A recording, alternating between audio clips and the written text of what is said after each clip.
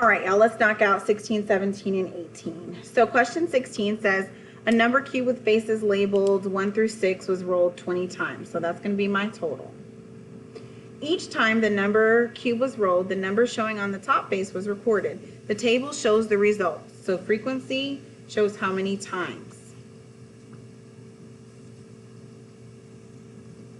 All right, so 1 was rolled 0 times. This was 3 times, 3 times, 6, 3, and 5. Based on these results, what is the experimental probability that the next time a number cube is rolled, it will land with 3 or 4 showing on the top face? So this is probability of a 3 or 4. I need to find out how many times a 3 and 4 were rolled. That's 3 and 6, and then I need to put that out of 20. This is my fraction form. I need the decimal form, and I need the percent form. Okay, so work those out.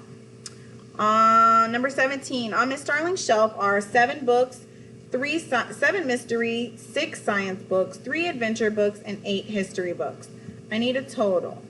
7 plus 6 is 13, plus 3 is 16, plus 8 is 24 books. Miss Starling will randomly choose one book to read. What is the probability that she will choose an adventure book, a mystery book, or not history book? So probability of adventure. Probability of mystery.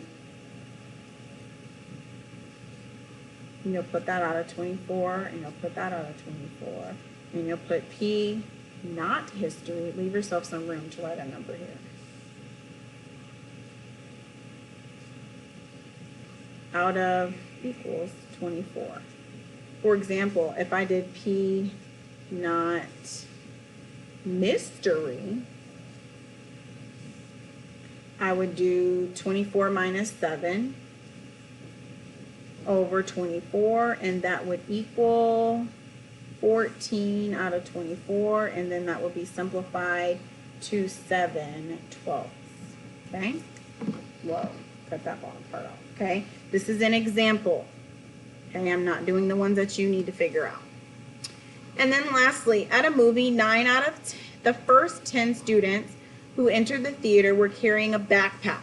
Based on this information, if 800 students were already at the theater, how many students can be expected to be carrying a backpack? Make a proportion and solve.